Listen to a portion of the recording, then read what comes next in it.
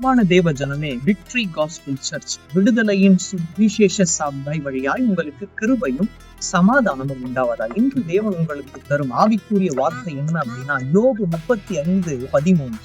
தேவன் வீண் வார்த்தைகளுக்கு செவி கொடார், சர்வ வல்லவர் அதை கவனியார்.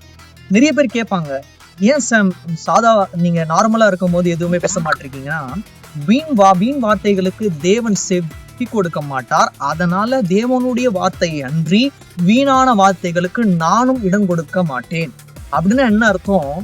நீங்களும் நாமும் வீண் வார்த்தைகளுக்கு இனி செவி கொடாமல், சர்வ வல்லவர் எந்த வார்த்தைகளின் மேல் பிரியமா இருக்கிறாரோ அந்த வார்த்தைகளையே நம்மளுடைய வாழ்க்கையில் ஏற்றுக்கொண்டு அதையே நாம் பேசும்போது தேவன் அந்த வார்த்தைகளை கவனிப்பார். அந்த வார்த்தைகளையே சர்வ வல்லவர் விரும்புவார். அதனால் தேவன் நம்மையும் நம்மளுடைய வாழ்க்கையை விரும்ப வேண்டுமானால் வீண் வார்த்தைகளை விலக்கி தேவனுக்கு பிரியமான வார்த்தைகளையே நாம் பேசிக் கொண்டிருப்போம்.